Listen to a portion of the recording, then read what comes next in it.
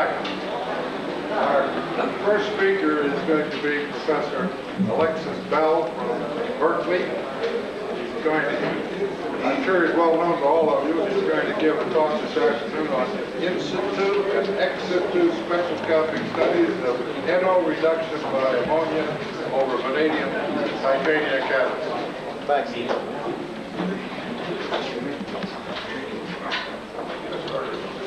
I'd like to begin by thanking Professor Solimogyi and the other organizers of the conference for inviting me to this post-Congress symposium and for the opportunity to talk about some work that we've been doing in the last few years. I thought I'd begin the presentation by giving you a little bit of an overview and a statement about why this problem is important. About 4 years ago, there was a very nice review article that appeared in Catalysis Today, written by Bosch and Janssen, about the problems of nitric oxide emission. And I've taken a cartoon that appeared in this paper that reminds us that together, soil, automobiles, and stationary sources produce some 20 million metric tons a year of nitric oxide. And this is emitted into the air, undergoes a very complex chemistry in the atmosphere, and then returns to the ground and the region where we live in the form of acid rain, peroxyacetyl nitrate, and other compounds that are harmful to human health. The various sources of nitric oxide, 14% comes from the soil. That we don't have too much control over. 33% from automobiles. Today, in many countries, this is controlled through the use of catalytic converters involving platinum and rhodium. And finally, stationary sources that comprise slightly more than half. These include power plants, nitric acid plants, industrial burners, and any operation through which combustion is carried out. And it's really this area of stationary source control which is the theme of what I'd like to describe to you today. Now, catalysis has its place in the control of emissions from stationary sources. And it's been found empirically that a very effective catalyst is vanadium dispersed on titania. And this catalyst will react NO with ammonia in the presence of oxygen, and this is very important, to produce nitrogen, the preferred product, and a certain amount of nitrous oxide, and then the hydrogen is eliminated as water.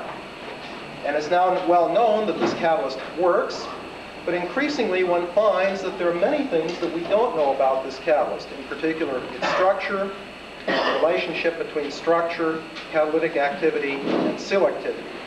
And perhaps the most important thing is the relationship between structure and selectivity, since what we'd like to put back in the atmosphere is N2 and not nitrous oxide, which is a greenhouse gas which has an impact nearly 100-fold greater than that of CO2. So what I'd like to talk about are the three issues at the bottom of this transparency: structural characterization, the relationship of structure to activity and selectivity, and then to conclude by saying a few words about what are the active sites in this type of catalyst. So to carry out this study, we made our own catalysts. And I'll show you the series next here. These were prepared by taking a homemade titania with about 80 square meters per gram in the purely anatase form, and introducing onto this by aqueous impregnation a heated solution of vanadium oxalate. This then solution was dried out, and the oxalate salt was converted into the oxide by calcination at 500 degrees Celsius.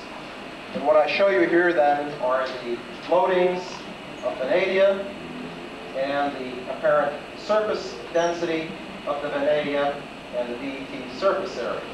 And I'd like to draw your attention to the fact that as the vanadium loading increases, so does the surface density, and at about 6% on this support, we reach the one monolayer equivalent point. This is equivalent to spreading out the vanadium in such a way that we completely cover the titanium.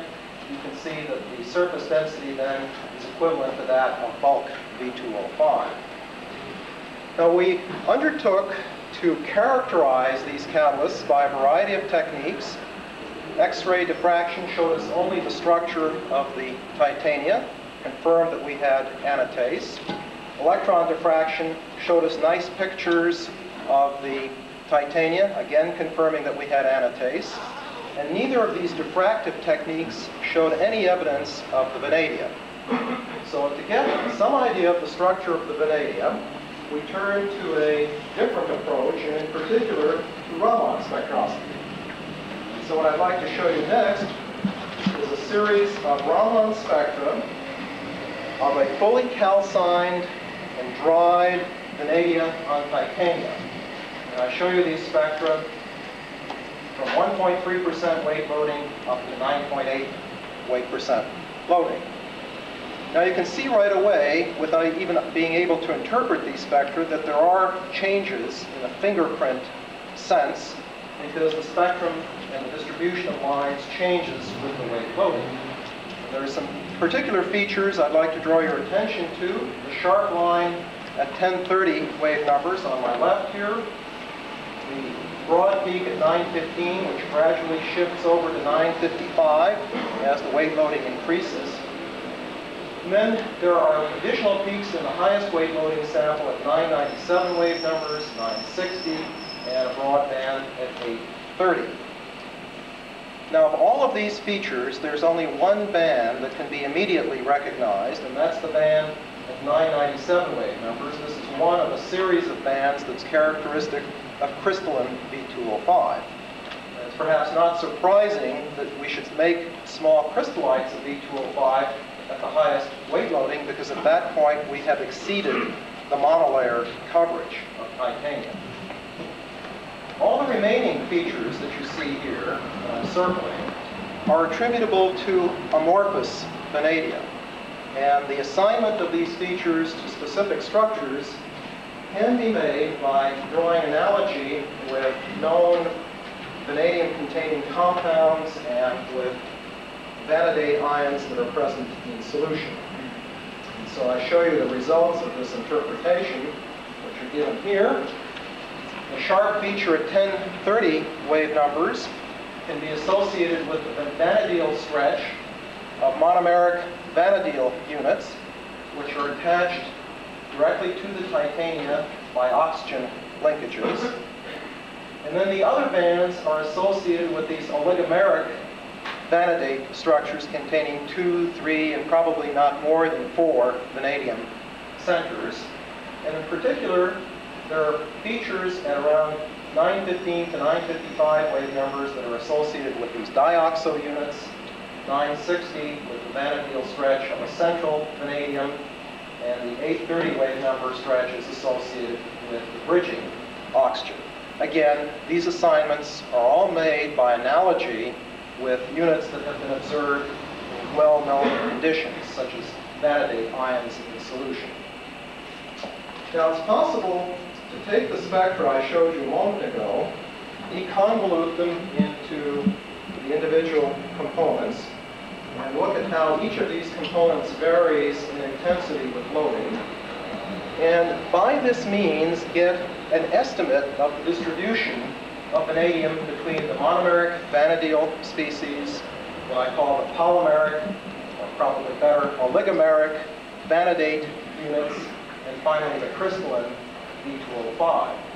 And so on this plot I show you that at 1.3 weight percent loading, 80% of the vanadium is present in the monomeric species, 20 in the oligomeric species.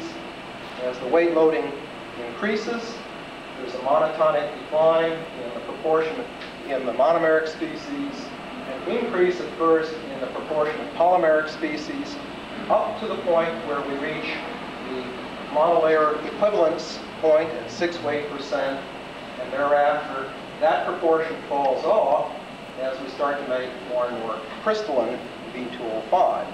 So here you have a quantitative distribution of the various types of species present. And in a minute, we'll take advantage of the information on this plot to identify the specific activity of the monomeric and the oligomeric species.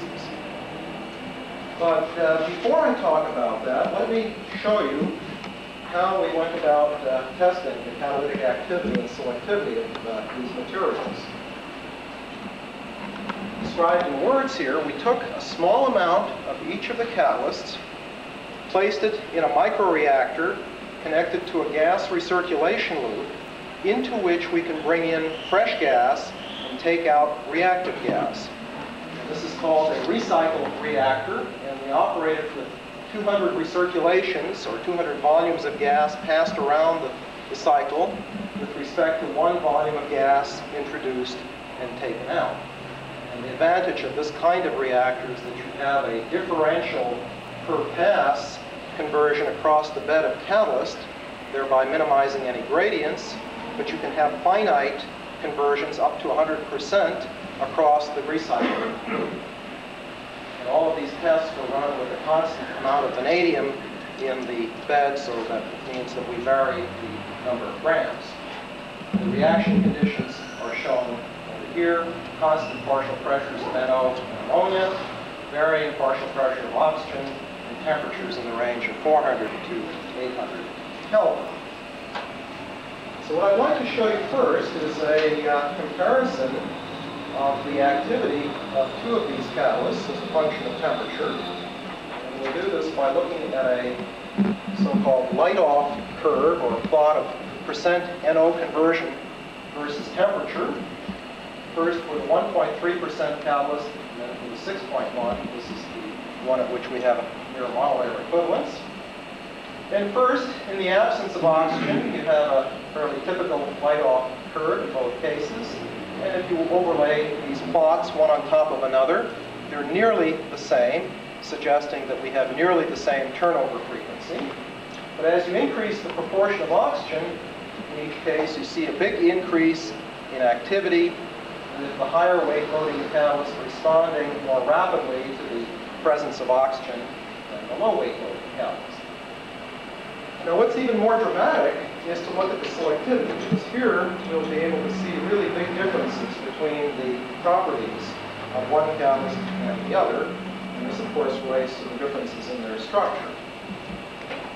So here, for the same reaction conditions, I'm plotting the nitrogen selectivity versus temperature, and again as a parameter versus the oxygen partial pressure in the feed. Now I draw your attention to the fact that at the lowest weight loading, we have a very uninteresting story in the sense that the selectivity is virtually 100% to N2, independent of the temperature and independent of the oxygen partial pressure. We contrast this with the 6 weight percent loading, where obviously as you go to higher temperature, your nitrogen selectivity drops off, and this problem becomes more and more severe as you add more and more oxygen to the catalyst, or to the feed, I should say. Now there's another way to look at the influence of weight loading and hence structure on catalyst performance, and that's to plot the turnover frequency versus weight loading. Since we've measured the quantity and dispersion of the vanadium, we can do this.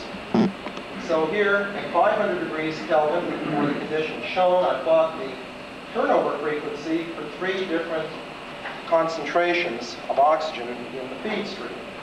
And the point I'd like you to notice is that particularly when oxygen is present, there's a maximum that can be observed in the turnover frequency, suggesting that there's a structural dependence of the turnover frequency that is brought about by changing the weight loading. I'll have more to say about that in just a moment. Now here again, you see also the effect of weight loading on the selectivity.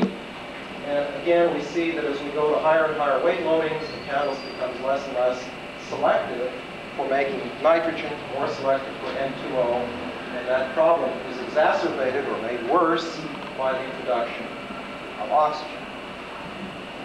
Now, I've already suggested or shown you by way of the Raman spectra that with the exclusion of the highest weight loading sample, that there are 2 types of vanadium on the surface, vanadium atoms associated with monomeric vanadial units, and the balance with oligomeric vanadates.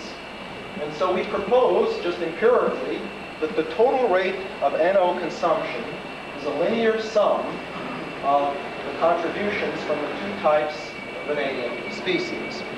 And to make this rigorous, then, we need to know the intrinsic activity of the two types and their proportions.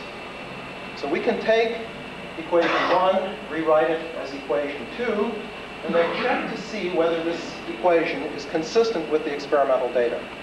And we can do this because the left-hand side here and this group here are both experimental variables. The rate we get from our kinetic analysis, the fractions here of the vanadium we get from the Raman analysis I showed you a few minutes ago. And so what I show you on the bottom part of the transparency is a plot of the left-hand side of equation 2 versus this variable, the ratio of the two proportions. You can see that while there's a moderate amount of scatter in the data at each oxygen partial pressure, nevertheless, you can't pass a straight line through the data.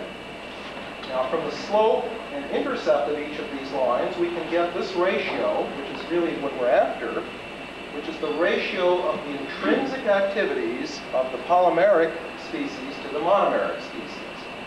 And depending on the oxygen partial pressure, we get a number that runs between 10 and 100, increasing with increasing partial pressure of oxygen. So what we learn is that the polymeric or oligomeric vanadates are 10 to 100 times more active per vanadium site than are the monomeric species. Now let me just summarize what I've told you up to this point, and then we'll look at some in situ observations. So the interim conclusions are that vanadium is dispersed on titania in several different types: monomeric vanadiols, oligomeric vanadates, and at the highest concentration we have some crystalline V2O5. I've just shown you that the polymeric or oligomeric species are 10 to 100 times more active than the monomeric vanadiols. The selectivity of the polymeric vanadates, though, is lower than that of the monomeric nitrogen. Oxygen addition increases the activity of all of these species, but we have a price to pay for that increase in activity. The selectivity towards nitrogen declines, and we make more and more low. Now, to get a deeper insight as to what is going on this catalyst, we've undertaken some in situ Raman observations. I'll show you the results of these next. So we're going to look at two regions of the spectrum.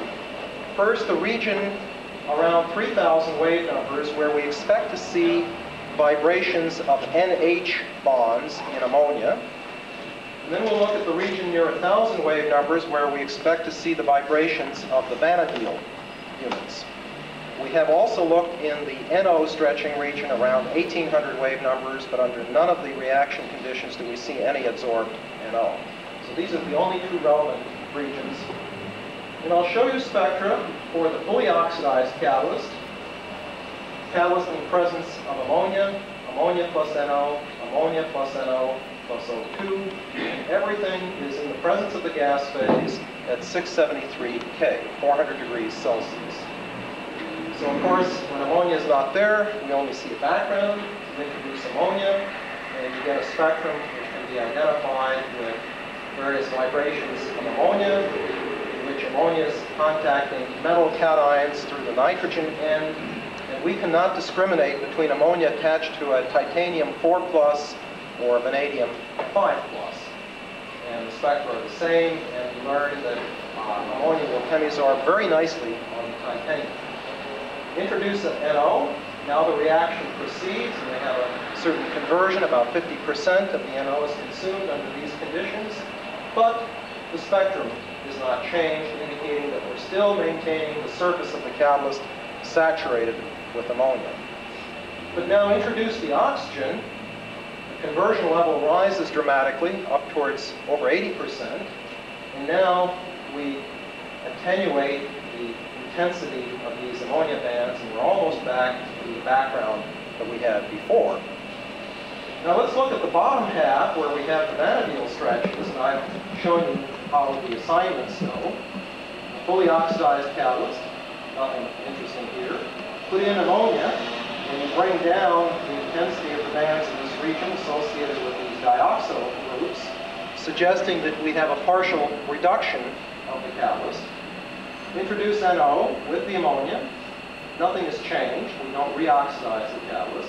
But put back oxygen along with the NO, and the spectrum looks very much like that of the initial fully oxidized catalyst, suggesting that the oxygen plays an important role in bringing back up the oxidation state of the vanadium. Now we have more evidence of the role of ammonia in reducing the catalyst and the role of oxygen in reoxidizing it. And I show that to you here. In blue, in the handwritten portion, I explain the experimental sequence. We start off by exposing the catalyst for 5 minutes at 673 K to a mixture of either ammonia, ammonia plus NO, ammonia plus NO, plus oxygen. After 5 minutes, flush the reactor, desorb everything from the catalyst surface by doing a hydrogen temperature programmed desorption in helium, and then do a temperature programmed oxidation in pure oxygen. And what we measure then is the amount of oxygen taken up as a function of the amount of vanadia present on the catalyst.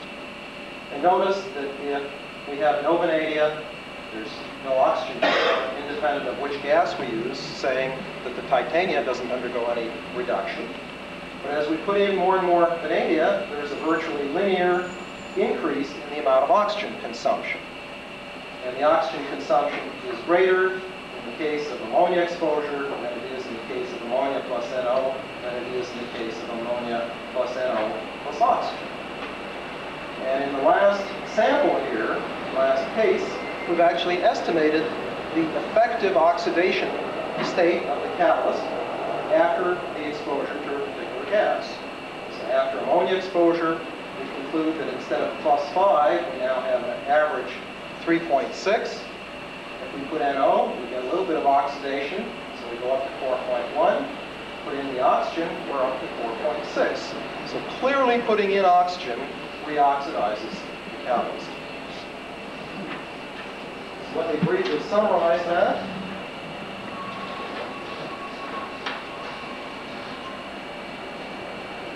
So what we find here from the in situ studies is that ammonia at high temperatures reduces or partially reduces the vanadium.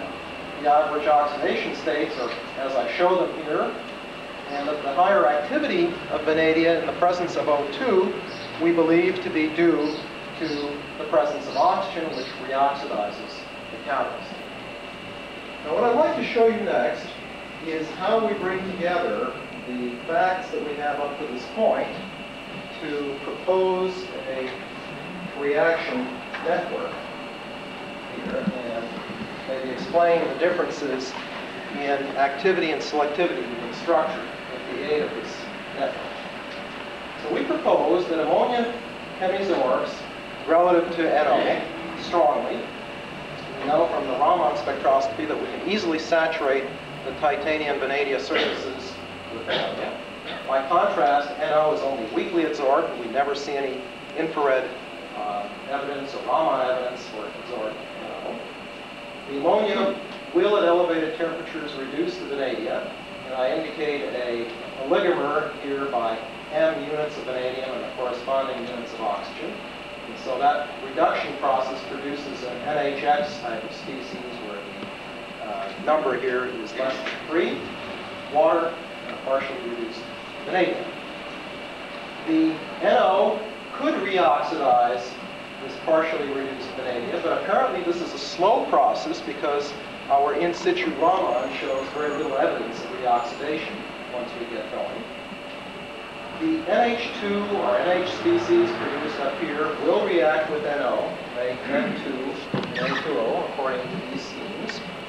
And I've color-coded the nitrogens here from ammonia in blue, from NO in red, to remind us that isotopic tracer studies done in Holland and in Japan, not in our laboratory, have shown that the major proportion, sometimes in excess of 90% of the N2 and N2O is cross-labeled, very similar to what Keith Hall had mentioned earlier for the case of platinum, meaning that one nitrogen comes from NO and one from ammonia.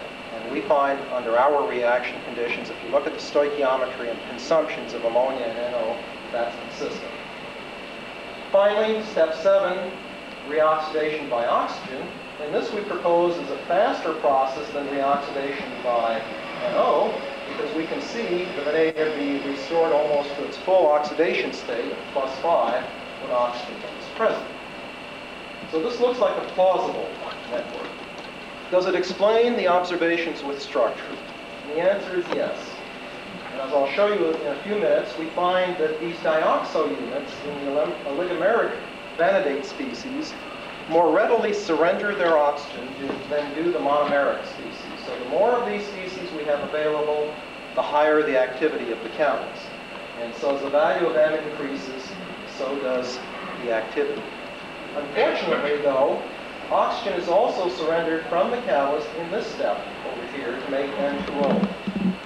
And as you increase the lability of oxygen or its ease of release, you also increase the selectivity to N2O. That's consistent with what we see experimentally. Add oxygen to the gas phase, well, we increase the oxidation state of the vanadia. That enhances activity, but down here we pay a price in a loss in nitrogen selectivity. So we think that this feature, this scheme, is qualitatively consistent with the experimental results. Now, in the end, let me show you results of some temperature-programmed desorption spectroscopy and Raman spectroscopy to prove the point that vanadia is responsible for activating the ammonia. Here I show you a TPV spectrum of ammonia chemisorbed on titania in the absence of vanadia. The major thing coming off the surface is ammonia. And notice that the scale here factor is 100, and you can multiply this peak by 100, which makes it then by far and away the dominant peak. There's a little bit of water produced and no nitrogen, NO or N2O to speak of. Now let's contrast that with what we see if we have vanadium present. In that case, we'll see that the ammonia decomposes to a much greater extent to produce nitrogen, NO, and N2O.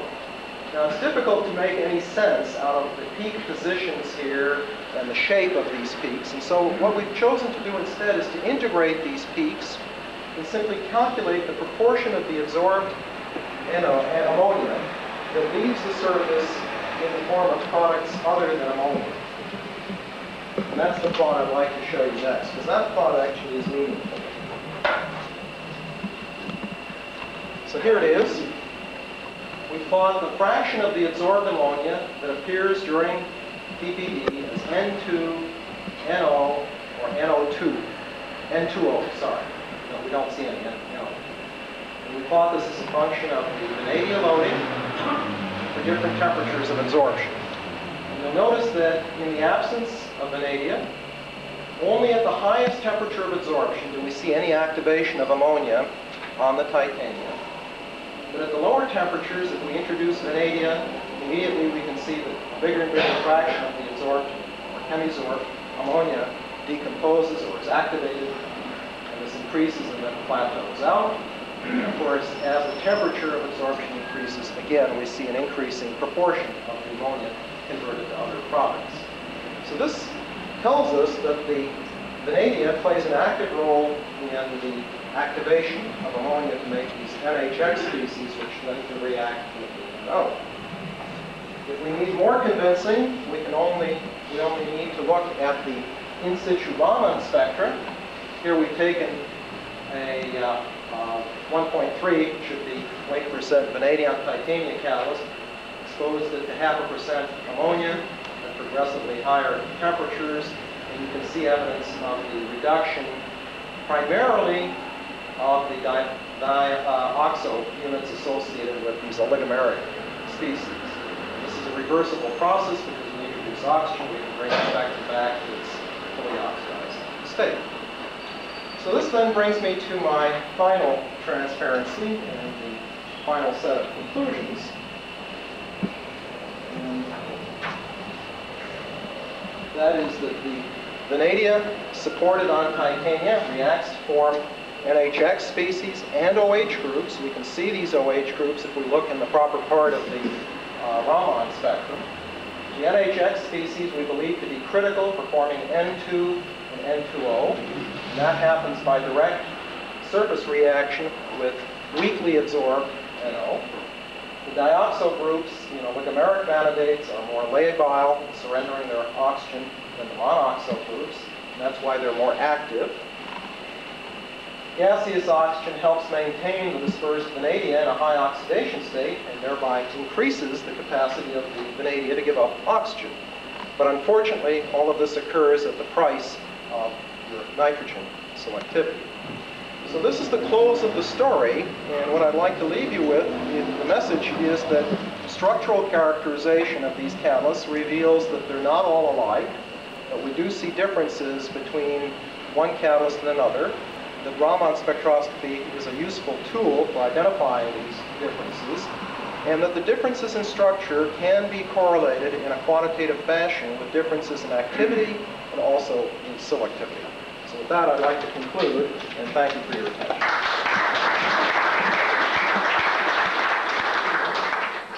Thank you for an interesting lecture and for stopping on time. Please identify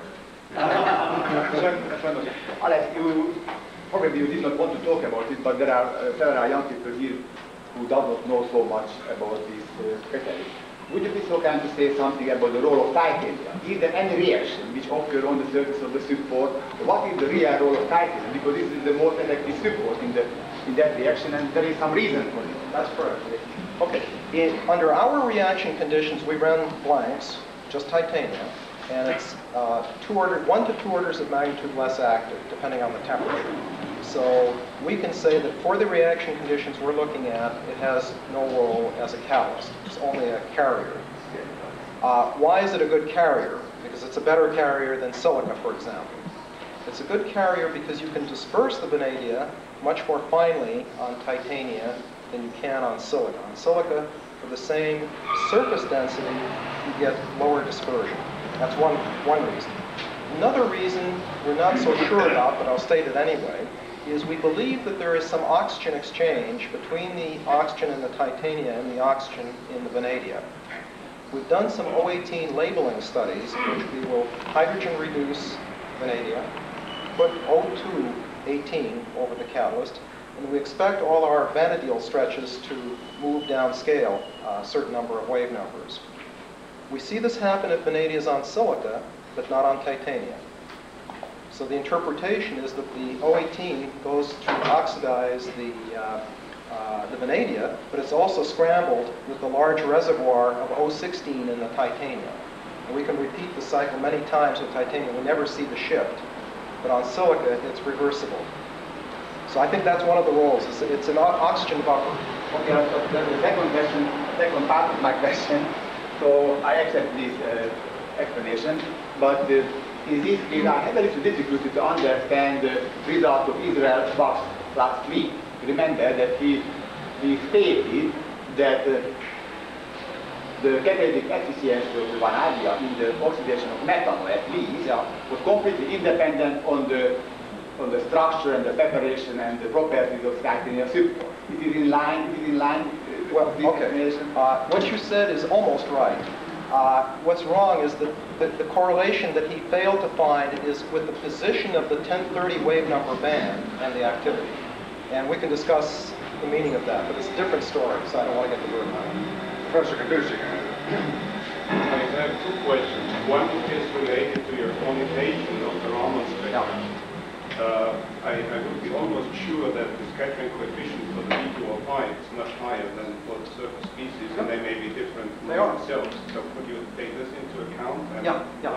You could? Yeah. What we did, and I have the papers with me. It's a little complicated to say in words, but I can show you how we do an empirical deconvolution. We don't use any predictions of the scattering coefficients, and they are different for each of the species. But that's allowed for in the analysis. And the second question is very quick.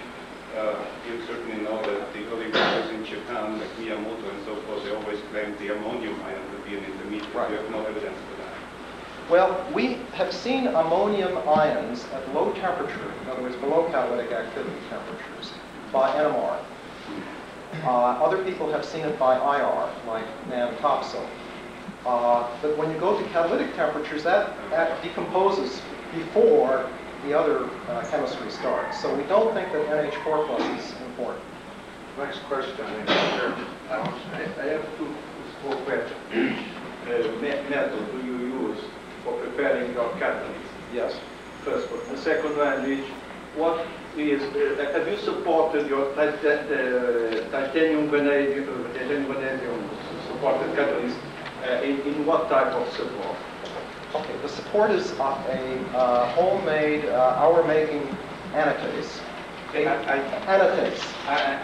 80 square meters per gram, which we make.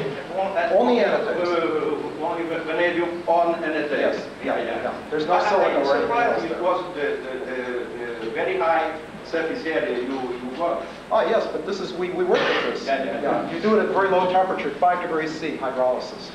But what was the method of preparation? Impregnation, vapor deposition? Aqueous impregnation. Liquid simply. Next question. At high vanadium content, the proportion of the vanadium pentoxide microcrystals become important. Correct. Do you think the very small particle size of these microcrystals could play a role in the catalytic reaction? And an estimation of the particle size of these microcrystals? Yeah. Question here. We can only say that it's less than a certain size because it's below the diffraction, our ability to see it by diffraction techniques. So we don't know an exact size. We do know that, because we've looked at bulk V2O5, that if those microcrystals have the same activity as bulk V2O5, per vanadium, surface vanadium atom, it's a factor of 2 less active than the polyvanadates. But the critical difference is that it has 100% selectivity to N2O. And this has been confirmed also in some of the work that Umit Özkan has done from Ohio State University, which he presented in Budapest. Short questions, short answers. Please correct me if I am wrong. There is another way of calculating the monolayer coverage that, which is used by Iwasawa group, which is done by ESCA, that changing the slope while aiding the coverage, a little bit breaking the slope. Is it possible to use it for that system? And Yeah, it's possible to use it for that system, but we haven't done it. We've used an oxygen chemisorption technique, which we have calibrated independently on bulk vanadium, so we know it's a reliable technique. Professor Stone, I think is next. There's another molecule in this mix that you haven't talked much about, and that's H2O. And I think that's quite a relevant molecule with respect to keeping up the activity of V2O5 titania, in contrast, for instance, to V2O5 alumina or V2O5 silica. And I think water might also be involved in this transfer of oxygen from the titania to V2O5 that you see. I take it that your monolayer is quite stable to H2O vapor, because of course there is a risk that water, which is also a molecule that can absorb quite strongly, can roll up the monolayer somewhat. Yeah. Good point, Frank. We have not put in water or steam to our feed gas, so the only water we make is the one that is converted from the oxygen in the NO. But we have taken these catalysts and exposed them to small partial pressures of steam, aside from the reaction conditions. And the only thing that we see in that case is a shifting of the 1030 wave number band downscale a bit by about 10 wave numbers as a result of water complexation with the vanadium. It makes a Lewis acid-base pair, which is reversible. But we don't see any syndrome, even up to 500 C. Got one question. Yes, Kalucha from the University of Turin. We also observed these ammonia groups form, and they increase as we increase the loading in vanadium oxide, of course. They do decompose at about 200 degrees. Now the question, another thing we observe is that when some can make some interaction between, electronic interaction between titanium and vanadium must occur, because the resistance of titanium to reduction is higher when vanadium is supported onto the surface. Now, my question is this: when you treat in ammonia at high temperature, you reduce the titanium support, and this produces a very large absorption, say in the infrared region. I wonder where that shows up in the Raman spectra as well. No, we haven't seen it. Because these are free cards, you know, which might cause... No, we haven't done the complementary IR work like your group has. But in the Raman spectrum, the only thing that we can continue to see if we look on a broader range are the anatase lines, which are very intense. So the vanadium lines are very small by comparison to these huge anatase lines. And we have subtracted out the anatase spectrum very carefully. Quick question from the back room. David Sherry from Imperial College. Following Frank Stone's point, you said that you didn't add water to any of the inlet feed gases, but you're using a recycle here. Right. So consequently, those conditions seen by the catalyst are not the same as the inlet condition. So That's correct. You will receive Yeah, water. I mentioned that in response to Frank's question, that the only water we have is that which we make in situ. Yes, that's true, but it is not continuously being recycled. I might add, though, that will immensely increase the exchange of oxygen 18. One last question from my learned colleague. Absolutely. Alex, the question is related to the N2O formation. Yeah. You mentioned that nitrogen selectivity will decrease the more polymeric vanadates you have. Right. And the content of the polymers are dependent on the vanadium content on your titanium. Right. Now, if you look on the real DeNOx catalyst, SCR catalyst, we put on about sometimes between 2 and 10% of vanadium, but we never observed N2O because that's also a gas we don't need and we don't want to have it. Right.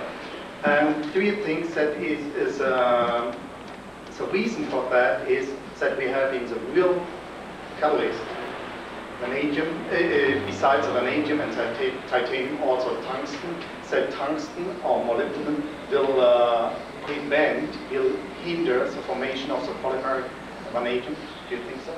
Well, I think there may be another interpretation, and that was suggested by something I learned about while I was in Budapest.